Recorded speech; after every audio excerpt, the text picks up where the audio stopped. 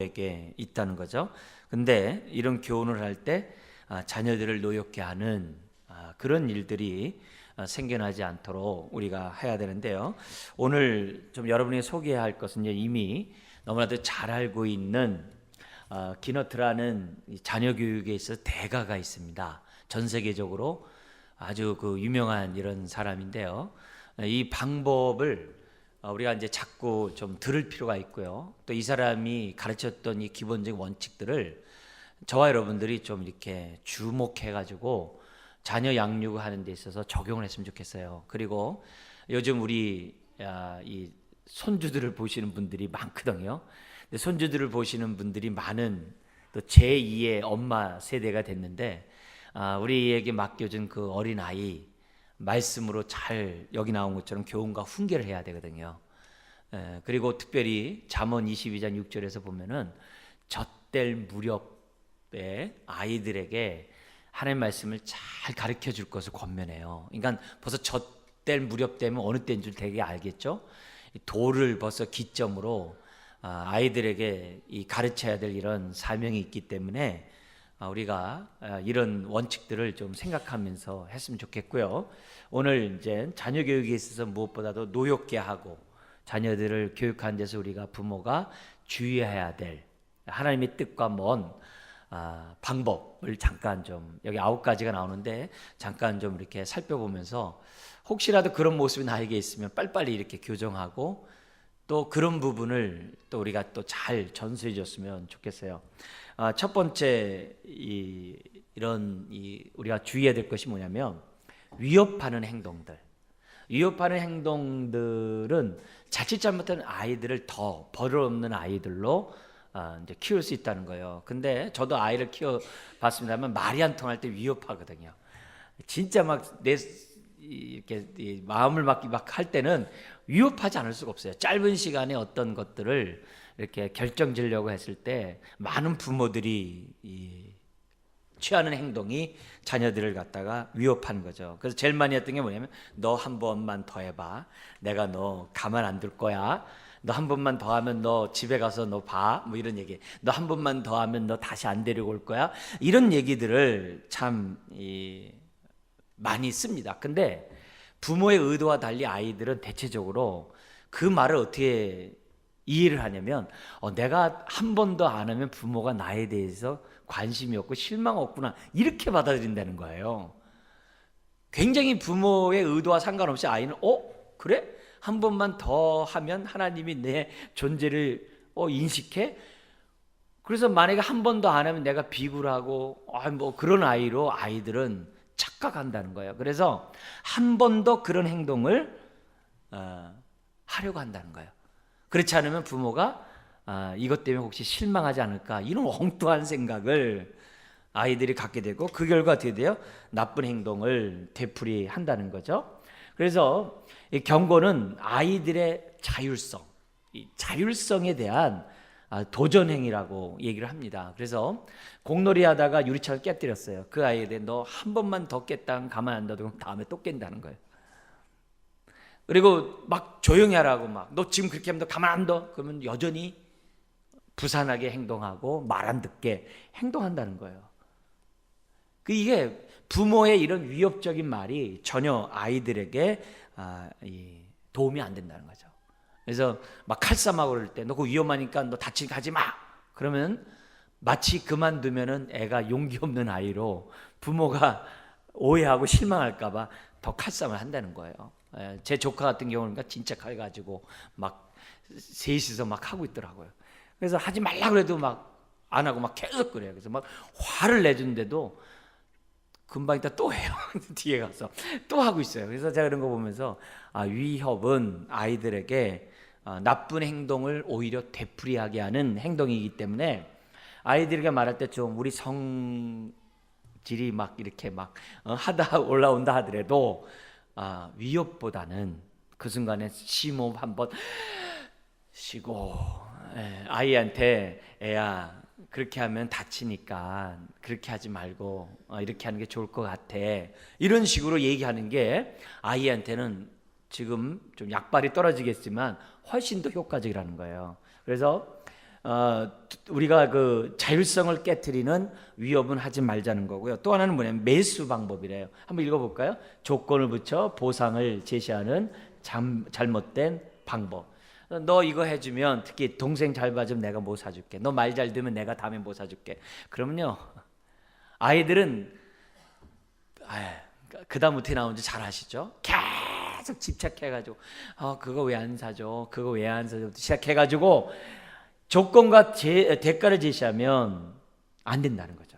그래서 근데 그 안 되는 그 내용 가운데 어떤 의미가 있냐면 두 번째 내용이 들어있대요. 이건 좀 잘 생각해 볼 필요가 있는데 한번 읽어볼까요? 조건을 붙여 보상을 내거는 말의 이면에는 행동을 고칠 수 있는 아이의 능력을 의심하고 있다는 뜻이 함축되어 있대요. 그래서 내가 오줌 싸지 않으면, 그러면 뭐냐면 아이들은 어떻게 하냐면 오줌을 가릴 수 있으면서도 가리지 않고 있다라고 아이는 이렇게 받아들인다는 거예요. 참 신기하죠? 부모의 의도와 상관없이 아이는 이렇게 생각한대요. 너 오줌 싸지 않으면, 그럼 애가 얼마든지 오줌 안 싸는 것처럼 생각을 한다는 거야, 부모들이. 그걸 생각하고 조건과 대가를 이렇게 제시하는 경우가 많이 있는데 아이가 바뀌지 않는다는 거죠. 근데 저도 아이를 고칠 때마다 이 조건과 대가를 얼마나 많이 했는지 몰라요.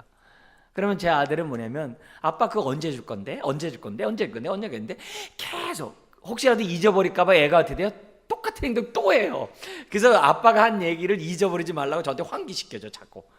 그런 일들을 많이 보고 있는데 여러분, 이런 행동이 아이를 갖다 바꾸는 것이 아니라 바꿀 수 없다는 것을 이렇게 한다는 거죠. 그래서 다음 페이지 보면은, 그리고 이렇게 얘기하다 보면 대가를 받으려고 일부러 나쁜 행동을 한다는 거예요.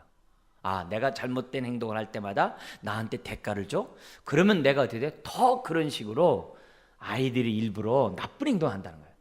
그래서 이런 아이들이 가게에 들어가면은 꼭 어떻게 돼요? 막 넘어지는 거죠. 그것을 얻을 때까지 한다는 거죠. 심지어 이런 아이가 바깥에 갔다 오면은 이런 얘기한대요. 다녀오셨어요? 라고 하는 게 아니라 엄마 뭐 갖고 왔어요? 뭐 사왔어요? 이런 식으로 한다는 거예요. 그러니까 내 자녀가 나한테 하는 행동들을 한번 가만히 보세요. 엄마 잘 다녀왔어요? 아빠 잘 다녀왔어요? 이렇게 하는 게 아니라 뭐 사갖고 왔어요? 뭐 했어요? 이런 식으로 아이들이 말을 한다고 한다면 내가 그동안의 아이를 갖다 이렇게 매수하는 쪽으로 아이를 키우고 있었다는 것을 얘기를 하죠. 그러면서 뭐 얘기하냐면 이 대가는, 보상은 예고 없을 때, 그리고 기대하지 않았을 때 우리가 뭐냐면 행동을 인정하고 거기에 대한 칭찬의 대가를 받을 때 효과적이라는 거예요. 그래서 부모가 마음이 조급하고 급하고 빨리 위기를 모면하기 위해서 막 대가를 내걸므로 아이들에게 따라오도록 순종하도록 많이 하고 있는데, 그때도 뭐예요? 숨 한 번 더 쉬고 그 위기를 갖다가 넘기는 것이 아이들이 자라는 데 있어서 보다도 효과적이라는 거예요. 근데 사실 이런 말은 우리가 이제 조심해서 하는 말인데, 우리가 아이를 망치는 것은 이제 부모다, 이런 말 우리 부모가 제일 듣기 싫잖아요. 내가 사랑하는데 뭐 그걸 싫어하는 사람 어디 있겠어요? 좋아하는 사람 어디 있겠어요? 다 싫어한단 말이에요. 그러나 그럼에도 불구하고 내가 쓰는 말들 중에 혹시라도 위협하거나 매수하는 행동, 이게 주일학교에서도 똑같아요. 주일학교뿐만이 아니라 사람을 대할 때도 똑같아요. 사람을 대할 때도 이 위협하거나 이 매수하는 방법이 다 이 사회에서 흔히 통용되는 방법이에요. 그잖아요. 돈으로 사람을 매수해가지고 오늘의 친구가 내일의 적이 되고, 그죠? 적이 오늘의 친구가 되고, 막 이런 일들이 정치판뿐만 아니라 우리가 사는 사회 현실에서도 이 매수와 위협은 언제든지 통용하고 있는 방법이에요. 근데 그것이 그 사람에게 유익하냐? 그렇지 않다는 거예요. 오히려 또 다른 매수와 또 다른 위협이 나이가 먹으면서 나타나고 있는 것이 현실이라는 거예요. 그래서 오늘 우리가 신앙생활하면서도 이 목사가 목회를 하면서 성도들을 어떻게 할 수 있어요? 위협하고 매수하는 방법을 할 수도 있어요. 뭐냐면 말 안 들으면 하나님이 당신 이렇게 때리십니다, 뭐 이렇게 위협을 한다든지, 그잖아요. 목회자가 강대상에서 그럴 수 있잖아요. 여러 가지 매수하는 방법으로서 성도를 갖다가 목회를 한다고 한다면 성도를 망하게 하는 거겠죠. 그런 의미에서 이런 매수와 이런 위협들은 우리가 어려서부터 이미 너무나도 익숙한 방법입니다만 그런 것들을 빨리 우리가 고쳐나가지 않으면 그 아이에게 또 다른 피해를 줄 수 있는 그런 행동들이 될 수 있다는 것이 우리가 이제 두 번째, 세 번째 피해야 될 것은 뭐냐면 약속하는 버릇이에요. 같이 한번 읽어볼까요? 비현실적인 기대가 아이에게 고통을 안겨주는 이유인데요. 이 약속에 대해서 뭐냐면 부모가 자기가 한 말을 강조하기에 약속을 해야 한다면 이는 약속을 하지 않는 말들은 믿을 만한 가치가 없다고 인정하는 것이나 다름없다. 이런 표현을 썼어요. 이게 굉장히 중요한 말인데요. 예를 들면 약속은 아이들에게 비현실적인 기대를 품게 해요. 예를 들면 이제 동물원에 가자. 그러면 아이는 뭐냐면 그날에 꼭 동물원에 가야 돼요. 그래서 아이가 좀 더 생각하면 뭐냐면 그날에는 아무 일 없이 뭐 비도 오지 말고 차도 고장 나고 병도 나지 않고 아프지 않고 동물원에 꼭 갔으면 좋겠다. 근데 사는 우리들의 삶이 그래요. 항상 예상치 못한 일들이 벌어지잖아요. 근데 그때 아이는 부모가 뭐냐면은 이런 상황을 이해해 주는 게 아니라 부모가 자기에게 약속을 지키지 않았다라고 아이들은 오해를 해요. 아무리 설명을 해도 아이들은 뭐냐면 그것을 갖다가 예상치 못한 일이 생겼다라고 하는 것을 받아들이지 못해요. 그래서 부모는 어떻게 되냐면 그 아이에게 맞는 또 다른 일을 동물원에 못 가면은 뭐 방 안에서라든지 실내에서든지 뭔가 할 수 있는 대치를 부모는 이제 해야만 한다는 거죠. 그래서 아이들에게 이렇게 약속을 갖다가 이렇게 혹시라도 이렇게 막 이렇게 하는 걸 갖다가 만약에 익숙하게 하고 있다고 한다면 반드시 지키려고 노력하는 것을 아이한테 보여줘야 한다는 거예요. 이거는 굉장히 이제 중요한 부분이에요. 그래서 심지어 이런 말도 있어요. 뭐냐면은 세 번째 나온 것처럼 애야 너 무엇을 해주겠니? 이렇게 내가 이것을 한다면 너 뭘 해주니? 이렇게 하면서 약속을 강요할 때도 많이 있어요. 저도 이런 방법을 쓴 적이 있어요. 아이들한테 야 너 내가 아빠가 이거 해줄 테니까 지금 놀아줄 테니까 너 아빠를 해서 뭐 해줄래? 뭐 이런 얘기도 시작해가지고 많이 해요. 근데 아이들 마음에서 우러나오지 않는 약속을 하는 것은 마치 어떻게 돼요? 부도수표를 발행한 것 같고 아이에게 좋지 못한 습관을 줄 때가 많이 있다는 거예요. 그래서 아이들에게 부모가 하는 약속뿐만 아니라 아이들에게도 함부로 약속을 받는 것은 조심해야 돼요. 굉장히 이것을 이제 특히 뭐냐면 성적과 관계에서 저는 많이 했던 것 같아요. 아이한테 성적과 관계에서 애야 네가 이렇게 한다면 아빠 이렇게 해줄게. 이런 얘기를 많이 해요. 근데 많이 하는데 아이는 뭐냐면 그때마다 아빠와의 어떤 그런 것보다도 자기가 받고 싶은 것을 생각하거든요. 그리고 그것이 뭐야? 자기가 그 약속을 못 지켰다 하더라도 아이는 어떻게 돼요? 부모에게 주심한 약속을 안 준 거에 대해서 서운한 감정들을 갖는 것을 제 아이를 통해서 제가 이렇게 보곤 했거든요. 그래서 그런 의미에서 저 자신뿐만 아니라 우리 부모들이 약속하는 이런 행동, 특별히 애들한테 자꾸 이렇게 약속을 강요하는 행동들은 가급적이면 하지 않는 것이 굉장히. 그래서 제 아들이 저희 부모한테 제일 많이 쓰는 단어 있어요. 시험과 연관해서 아빠 저 최선을 다했어요. 이런 단어였어요. 그 다음 말을 하지 말라 이게요. 그러니까 아빠 저 최선을 다했어요. 더 이상 얘기하지 말라요. 매번 그래. 그게 초등학교 때부터 시작해가지고서 대학교 졸업할 때까지도 그러더라고요. 그래서 대학교 때는 뭐냐면 아예 성적표를 보지도 않았어요. 고등학교 때는 부모에게 성적표가 오기 때문에 부모가 다 봤는데 대학교 때는 뭐냐면 부모에게 성적표가 안 오잖아요. 그러면 딱 하면서 아들아 어떻게 됐냐 그러면 저 최선 다했어요. 계속 그렇게만 해요. 그럼 제가 그랬어요. 기본적으로 몇 점은 받아야 된다. 너 그거 안 받으면 너 다음 학년에 대학원에 가고 싶어도 너 못 간다. 최소한 그 학점은 너 돼야 된다. 이런 얘기는 제가 기본적으로 하지만은 그때마다 아들 그래요. 아들아, 넘었니? 그러면 이제 그거 넘었니? 그러면 저 최선을 다했어요. 그래서 성적표를 안 갖다 줘요. 안 갖다 줘요. 그래도 어떻게 하겠어요?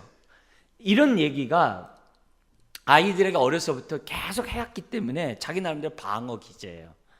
그 위기를 넘기는 방어 기제인데 그거는 아이들에게 이게 좋은 방법은 아니었다는 것을 우리들에게 보여줍니다. 그 다음에 네 번째 한번 읽어볼까요? 빈정거림, 학습을 가로막는 소리 장벽인데요. 부모가 이렇게 막 이렇게 빈정거리는 이런 말들이 있어요. 예를 들면 뭐냐면, 얘야, 너 내가 몇 번이나 말을 해야 너 알아듣니? 어? 너 귀 뭐 없냐? 너 지금 너 지금 뭐 하는데 지금 뭐 하고 있어? 지금 여기는 저기 안 들어갔는데 꼭 지혜비 닮아가지고 뭐 이런 말들이 있어요. 내가 쓸 수 없어서 제가 안 했으나마 그런 말들을 그냥 막 해요. 야, 너 도대체 왜 그러냐? 꼬락서니 하면서 막 이런 얘기들 막 화가 나가지고 막 이렇게 하는 말들이 있어요.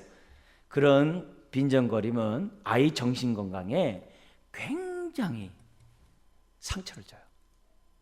아이에게 그런 아주 비인격적인 언어들은 정말 조심해야 돼. 야, 내 부모가 나한테 그렇게만 투자했어 봐라. 야, 나는 야 너보다 더 이렇게 했을까? 이런 얘기들을 아이들에게 이렇게 하는 그런 말들이 있거든요.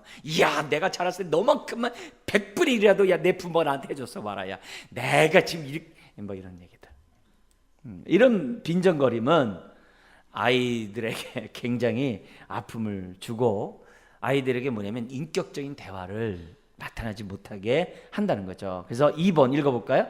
이런 말하는 부모는 자신의 말이 의사소통을 가로막고 있다는 사실조차 깨닫지 못해요. 특히 친구들 앞에 뭐냐면 아이의 약점을 얘기하는, 위신을 깎아내리는 이런 행동들은 아이를 망치게 하는 무서운 행동이라는 거예요. 그래서 어렵습니다만 우리는 아이의 버릇을 고치기 위해서 이런 말을 합니다만 효과적이지 않다. 효과적이지 않다. 그래서 우리가 항상 아이를 대할 때마다 우리 인격적으로 하나님의 형상을 따라 지음받은 아이로 대하려는 게 참 어려운 것 같아요. 굉장히 어려운 것 같아요. 저같이 성질 급한 사람은 막 이렇게 이 감정 표현을 이렇게 많이 이제 하는 편인데 어떤 분들은 되게 끝까지 냉정하면서 이렇게 차근차근 얘기하는 사람이 있어요. 저희 큰 처남 그 아내는 애들이 이렇게 굉장히 힘들게 어렵게 하는데도 제가 볼 때요 톤이 올라간 적이 없어요. 그랬니 저랬니 사랑한다 맨 그 얘기만 해요. 옆에서 보는 사람은 속 터져 죽겠는데 그랬니 이래요.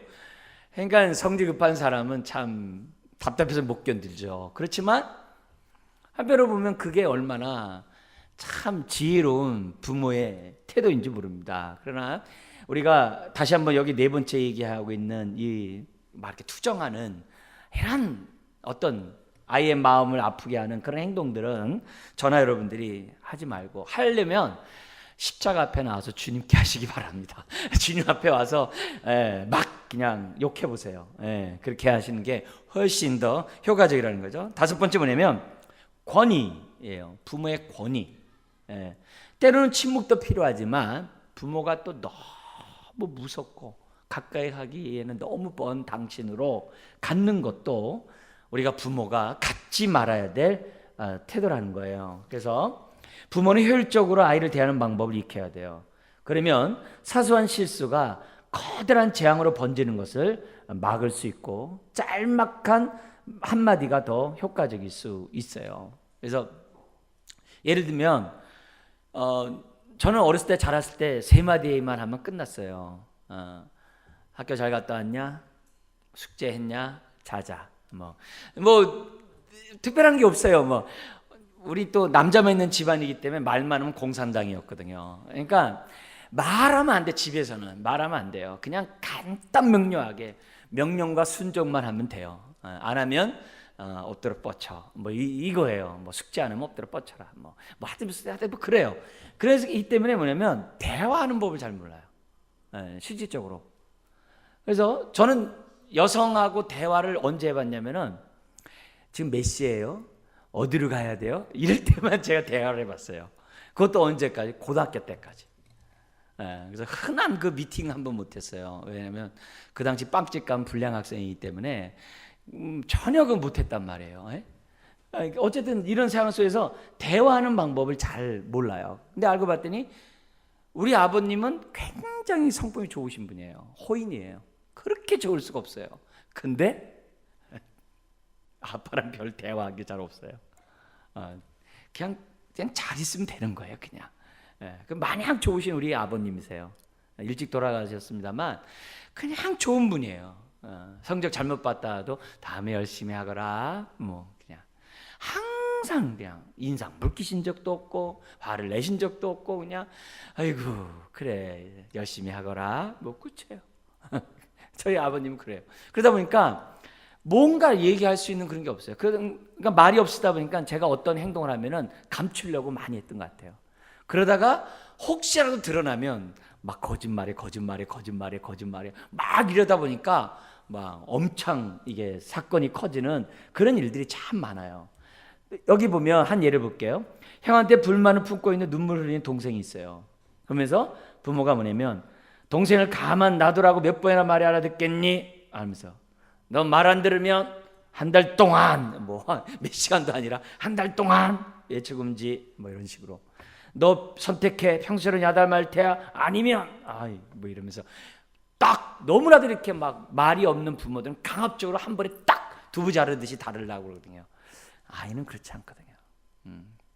아이는 그런다라고 말 듣는 게 아니에요. 아이에게 말하려면 공감이 돼야 돼요. 그래서 우리 아들도 막 울어요. 그래서 얘가 잘못했고 지가 울어요. 나중에 하면 가만 보니까 저한테 노여운 거예요. 자기는 1만큼 잘못했는데 아빠는 10만큼 주니까 그냥 그 앞에서 어떻게 할 수 없고 그냥 울기만 하고 있는 거야. 그냥 자기가 잘못한 거 인정 안 해요. 그냥 너무 과하다고만 생각해가지고 이러고 있더라고요. 저는 많이 양보했음에도 불구하고 아이가 생각했을 때는 그게 아닌 거예요. 그러면 또 아내는 뭐라 그래요? 애한테 해준 게 뭐 있다고 혼내냐고 그러죠. 그러니까 이게 부모의 권위가 이게 전혀 이게 살지 않는 어떤 그런 부분이죠. 그 다음에 6번째가 뭐냐면 거짓말하는 아이로 만들면 안 돼요. 그게 뭐냐면 거짓말 말할 상황을 부모들이 만들지 않는 게 굉장히 중요해요. 이게 뭐냐면 예를 들면 특히 부모들은 아이들에게 자기 방어적으로 거짓말하지 않을 수 있도록 환경과 질문을 하면 안 돼요. 예를 들면 방이 지저분해요. 내가 말한 대로 방 청소했니? 지저분한 거 뻔히 알면서도 너 청소했니? 그래요. 그러면 어떻게 돼요? 애가 뭐예요? 네 라고 대답하는 애들도 있고 아니요 라고 대답하는 아이들도 있고 다양히 있어요. 근데 많은 애들 안 보면 뭐냐면 네 지금 하고 있어요. 그래서 딴짓 하고 있어요. 그럼 하나도 안 해. 그렇게 하기보다는 정확하게 빨리 너 왜 방청소 안 했니? 방청소하고 놀아라 라고 직접적으로 얘기해 주라는 거예요. 이게 100%더 효과적이라고 지금 뭐냐면 얘기한다는 거예요. 그래서 예를 들면 애들 보면 학교 안 갈 수 있잖아요. 선생님한테 전화 받았어요. 그러면은 빤히 학교 안 간 줄 알아. 선생님한테 전화 받았기 때문에. 근데 애가 잘 갔다 왔습니다. 그랬단 말이에요. 예를 들어서 뭐 학교든 학원이든 갔다 왔단 말이에요. 잘 갔다 왔습니다. 그러면 뭐냐면 그래 오늘 뭐 배웠니? 이러면 안 된다는 거예요. 너 안 갔다 왔더라? 어디 갔다 왔니? 이렇게 얘기하는 게 아이들에게 어떻게 돼요? 사실대로 얘기할 수 있도록 그런 환경을 주는 거예요. 근데 그 빤히 알면서도 너 오늘 뭐 배웠니? 그럼 애가 뭐라 그래요? 뭐 배웠어? 이렇게 얘기하거든요. 그러니까 부모가 알고 있는 지식을 가지고 아이의 진정성을 테스트 좀 하지 말라는 거예요. 근데 대부분의 부모들은 테스트예요. 우리 아이가 정직한 아이로 잘 컸는지 안 컸는지. 여러분, 아이는 자기의 잘못을 감추고 싶어 한다는 거예요. 자기 방어적이에요. 이게 어른이 돼서도 똑같아요. 어른이 돼서도 뭐냐면 자기 방어 기제가 아주 훈련된 사람은 어떻게 되면 화날 때 화 안 내요. 보세요.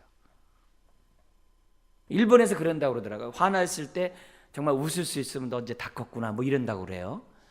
여러분 이게 얼마나 무서운 일이고 아이를 망치겠어요. 그러니까 자기의 감정을 솔직하게 표현하지 못하도록 우리 사회가 굉장히 막고 있거든요. 그런 의미에서 아이들에게 뭐냐면 거짓말할 수 있는 상황을 부모가 만들려고 하면 안 돼요. 잘못했으면 그냥 따끔하게 너 오늘 결석했는데 오늘 안 갔는데 왜 안 갔어? 무슨 일 있니? 한번 얘기 좀 해봐라. 이게 훨씬 더 좋다는 거예요. 근데 아이들은 거짓말하는 것을 갖다가 사실대로 말하는 것을 다 싫어해요.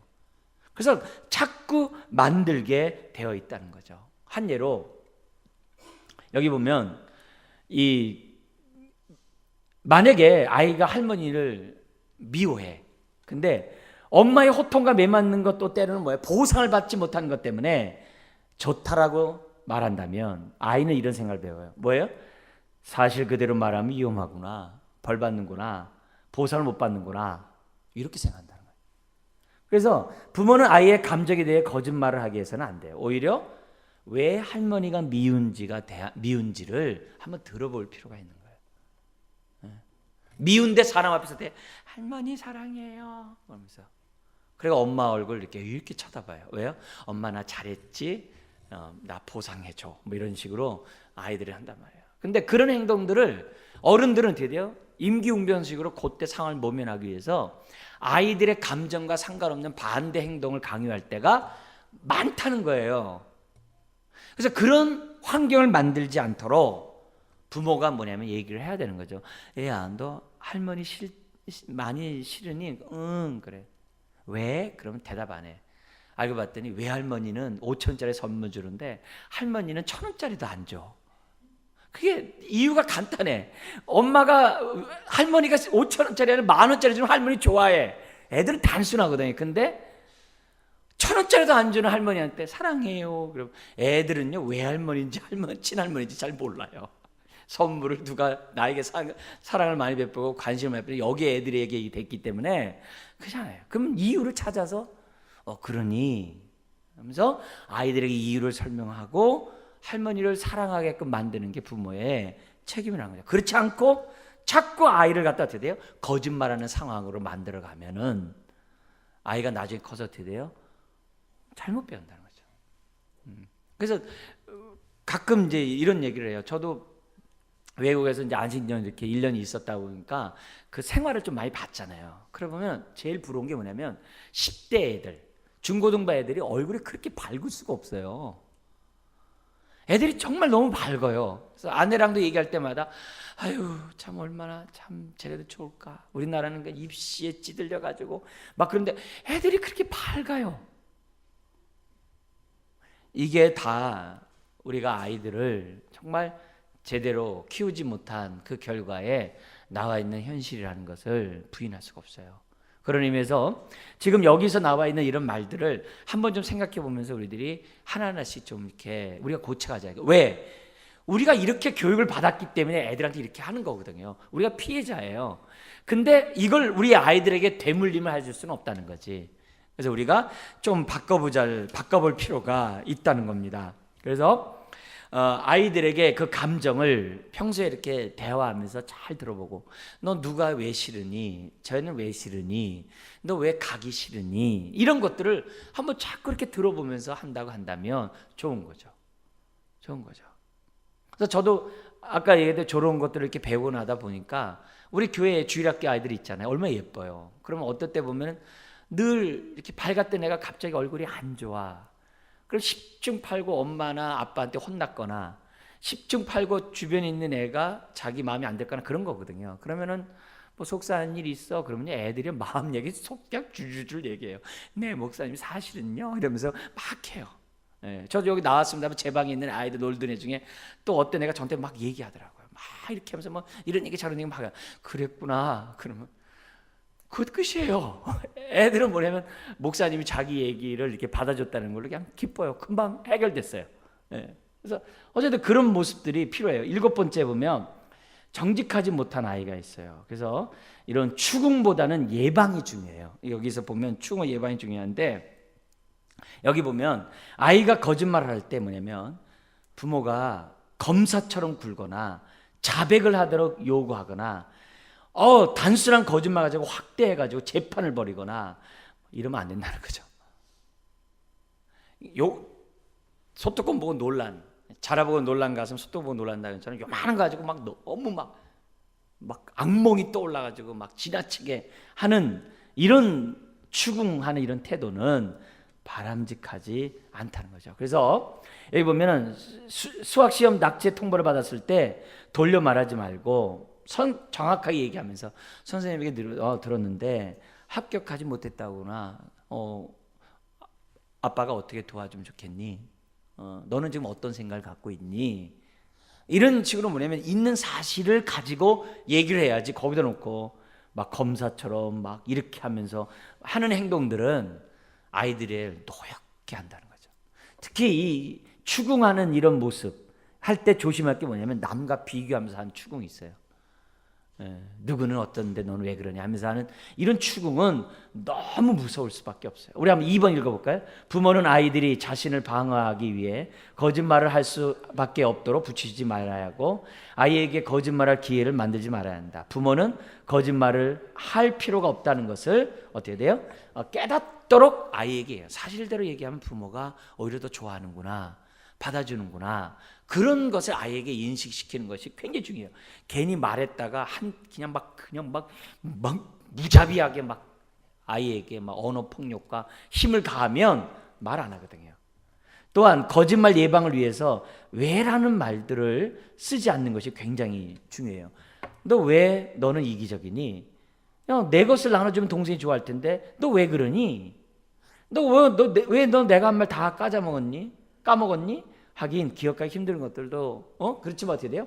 그렇지. 하긴 기억하기 힘든 것들이 있는데 뭐 그럴 수 있지. 오히려 이렇게 받아주는, 위보다는 밑에 걸로 받아주는 것들이 훨씬 더 좋다는 거죠. 근데 너 왜 그것밖에 못하니? 왜 그래? 왜? 너 왜 그래? 이런 말들을 아이들에게 자꾸 하다 보면 추궁하면 문제가 된다는 거예요. 오히려 이런 게 있죠. 예를 들어 식탁을 했어요. 식탁 보면 물이 있어요. 근데 물을 애가 자꾸 이렇게 엎어뜨려요. 왜? 가만히 있지 못하니까 애들이. 그럼 엎어뜨리면은 부모가 볼 때 어떻게 해야 돼요? 미리 물을 갖다가 옆에 놓는 것보다도 부모 옆에 뒀다가 애가 물 먹고 싶을 때 어떻게 돼요? 물잔을 줄 수 있잖아요. 그래서 먹은 다음에 다시 그 앞에 놓는 게 아니라 다시 이렇게 놓고. 아이들끼리 싸울 게 빤히 예상될 것 같으면 어떻게 돼요? 그걸 갖다 미리 내가 이렇게 채워놓고서 있다가 애에게 물 줄 수도 있잖아요. 여러 가지. 그러니까 부모가 미리 이렇게 예방해가지고서 내가 조심해라고 했다. 너 엎질면 안 돼. 너 그러다 너 안 돼. 그래서 또 엎질래요. 그렇게 하는 게 아니라 해당초 거기서 멀어지게 해놓고서 부모가 도와주는 이런 훈련들을 해주는 것이 훨씬 더 효과적이에요. 이미 엎질러진 물 놓고서 왜라는 단어는 아이한테 도움이 되지 않는다는 거예요. 그 다음에 8번째 있어요. 훔치는 아이가 있어요. 시간과 노력이 필요한데요. 아이들에게는 제 물건도 아닌데 어느 날 갑자기 따라오는 경우가 있어요. 근데 심리가 있다는 거예요. 그래서 훔친 것을 알 때는 훈계하거나 야단치지 말고 오히려 위험 있게 차분하게 단호하게 말할 필요가 있어요. 한번 읽어볼까요? 시작. 그 장난감은 다른 사람 것인데 돌려줘야지. 다음도 볼까요?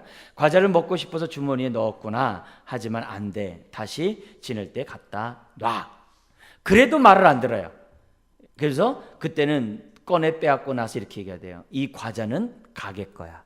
여기 둬야 돼. 이런 식으로. 그래서 이거는 좀 시간과 노력이 많이 필요해요. 아이들에게는 이렇게 자기 것에 그런 경계가 없기 때문에 갖고 싶어하는 마음들이 있다는 거예요. 그때 이 심리를 보고서 너 나중에 뭐가 되려고 하니? 바늘도둑이 소도둑 된단다. 막 이렇게 하지 말고 그냥 그 자리에 그 사건만 단호하게 그 사건에 대해서 얘기를 해줘야 된다는 것이 훨씬 더 효과적이에요. 그 다음 보죠. 부모의 지갑에서 돈을 이렇게 빼는 재미가 솔솔하잖아요, 애들은요. 그래가지고서 조금씩 이렇게 돈을 가져갔어요. 집에 있는 것도 소리 가져갔어요. 그때 막 자백하라고 그러고 어디 갔냐고 막 그런 거 아니라 알잖아. 내놔. 이렇게. 그리고 이미 다 써버렸어 벌써.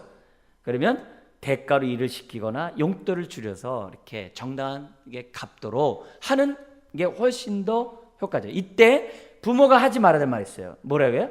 왜 훔쳤니라고 말하면서 앞날이 뻔하다, 도둑놈, 거짓말쟁이 이렇게 하면 안 돼요. 왜냐하면 요 다음 말이 중요해요. 아무 생각 없이 훔쳤을지 모르기 때문에 그래요. 이런 아이에게 일률 대라고 그러면 아이는 뭐예요? 또 또다시 거짓말하게 되면 부모는 더 열받아요. 그냥 아예 딱 잘라서 우리가 그 문제를 해결하는 것이 훨씬 더 효과적이라는 거예요. 자, 그리고 9번째 마지막인데요. 예의 없는 아이, 예의 범죄를 가르치는 경우인데요. 예의, 우리 대중생활하다 보니까 예의를 가르쳐야 되잖아요. 그래서 모범과 공중도도 바르게 가르쳐야 돼요. 그래서 자녀들은 예의 바른 부모와 자기를 동일시하고 그런 부모를 본받아요. 그러니까 입으로 본받는 게 아니라 부모가 그렇게 행동해야 한다는 거예요. 그래서 거친 방법으로 아이를 가르치지 않도록 해야 돼요. 예를 들면 아이가 깜빡 잊고 어떤 선물을 받거나 뭐 하는데 감사해야 될 말을 해야 돼요. 근데 감사하지 않는 아이에게 왜 감사하지 않지? 그러면 안 된다는 거예요. 오히려 부모가 우리에게 이 선물 줘서 감사해요 라고 대신 말해주게 하고, 그리고 나서 애가 어떻게 돼요? 따라서 너도 감사해 볼래? 그러면 고마워요, 고맙습니다, 이렇게 아이들이 하도록 해야 한다는 거죠. 같은 밑에 말도 똑같아요. 선물을 받았을 때 아이가 감사하지 말아요 한다. 나무라지 말고 먼저 얘기하고, 혹시 기회가 없으면 어떻게 돼요? 나중에 우리 한번 감사 편지 한번 써볼까? 이게 아이들로 하여금 예의 정말 있는 아이로 자라가게 하는 좋은 방법 가운데 하나라는 거예요.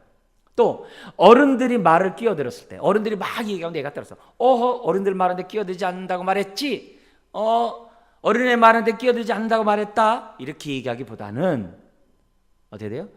그렇게 말하는 그 자체, 얘기하는데 아이에게 야단치는 그 자체도 어른도 예의 없는 거 마찬가지라는 거예요. 그 때문에 차라리 그래 다음에 얘기하자고 하는 편이 훨씬 더 좋다는 거예요. 그래, 지금 얘기하니까 다음에 얘기하자라고 한데 이제 또 바꿔가지고 지금 얘가 지금 이 얘기를 하고 있으니까 우리 잠깐 좀만 기다리고 얘가 뭐라고 말하는지 들어봅시다 라고 하면서 애한테 말하는 것이 초점 맞추는 게 오히려 훨씬 더 좋다는 거예요. 그래서 우리가 예의 범죄를 가르치면서 끼어들지 말라는데 왜 끼어들어하면서 부모가 예의 없이 행동하는 것보다도 그때 어떻게 돼요? 무슨 중요한 일이 있니? 한번 얘기해 봐라. 그래, 그거는 다음에 얘기할 수 있으니까 다음에 얘기하고 이렇게 할게. 이런 식으로 먼저 아이에게 눈높이 맞게끔 대화하는 것이 훨씬 좋다는 거예요. 그래서 심지어 좋은 의도를 가지고 있는 아이들에게 예의 없다는 말을 하는 것도 좋지 않아요. 그래서 좋은 의도로 했을 때에는 오히려 어떻게 돼요? 그런 아이로 자기를 생각할 수 있기 때문에 좋은 의도일 경우에는 그랬구나, 인정해주는 그런 태도가 100번 낫다는 거예요. 다음번 다른 집에 놀러 갔을 때 예의예요. 자연스럽게 띄워놓고 막 하겠죠. 그죠? 시끄럽게 뭘 하겠죠.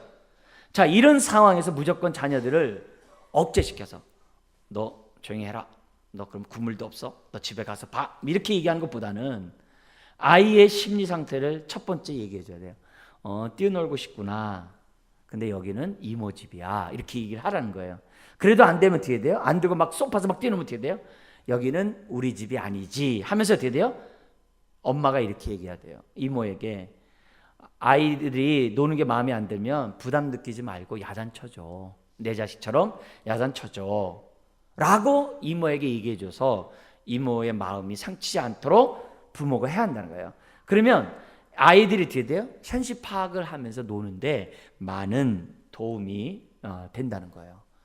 이렇게 하면서 아이들을 예의 있는 아이로 이제 만들어갈 수 있다는 거죠. 그래서 요즘에는 기죽이지 말라고 해서 애들이 막 하는 거에 대해서 내버려두는 그런 것도 좀 없잖아요, 있잖아요. 그럴 때마다 우리가 아이를 예의 있는 아이로 키워야 되기 때문에 이런 방식들을 한번 생각해 보라는 거예요. 여러분 어떻습니까? 저는 이런 모습이 어렸을 때 아이를 키우면서 가졌던 많은 부분에 제가 있기 때문에 여러분들에게 소개하는 거고, 근데 이게 내 자녀에게만이 아니라 내가 사회생활하면서 다른 사람에게 대할 때도 나타나는 현상들이라는 거예요. 그래서 저나 여러분들이 이런 부분들을 우리가 미리 좀 잘 알면 교회 생활할 때도 똑같아요. 예의 없는 사람에게 대해서도 내가 이렇게 얘기해야 되는구나, 또 교회에서 남에게 피해를 주는 사람에게도 이렇게 내가 얘기해야 되겠구나, 이런 원리들을 여기서 우리들이 뭐냐면 얼마든지 생활할 수 있다는 거죠. 그럴 때 우리가 뭐예요? 신앙생활하면서 굉장히 덕을 세울 수 있는 저와 여러분들이 될 수 있다는 겁니다. 우리가 여기 이제 다 우리가 할 수는 없을 수 있어요. 그렇지만 그래도 지금이라도 이런 것들을 우리들이 한번 좀 생각하고 우리 자식과 손주들에게 그리고 또 교회 안에서의 성도들에게 서로 우리가 대한다고 한다면 얼마나 우리가 더욱더 행복한 교회 생활을 할까 이런 생각을 갖게 됩니다. 우리 한번 기도하겠습니다. 하나님 아버지, 우리가 정말 믿음의 덕을 세워나가고 덕의 지식을 향상시켜 나가야 되는데 우리가 주님의 사랑으로 서로 사랑하고 용납하고 용서하고 한 몸을 이루어야 하는데 여러모로 쉽지 않은 경우가 많이 있는 것을 보게 됩니다. 주님, 자녀들의 잘못된 것을 부모 책임이라고 말들 많이 하지만 실상은 우리도 그렇게 배웠기 때문에 또 그런 사회 속에 살았기 때문에 우리가 취한 행동인 줄 압니다. 먼저 우리를 회복시켜 주시고 치유하여 주시고 우리가 주님 안에서 온전한 인격을 먼저 부모가 갖게 하여 주셔서 우리 자녀들에게 되물려 주지 않도록 주님 은혜를 더하여 주옵소서. 그래서 아이를 믿음에 따라 하나님의 형상을 정말 온전히 회복시켜 나가는 모든 부모 또 가정 되게 하여 주옵소서. 믿사오며 예수님의 이름으로 기도드리옵나이다. 아멘. 우리 말씀 생각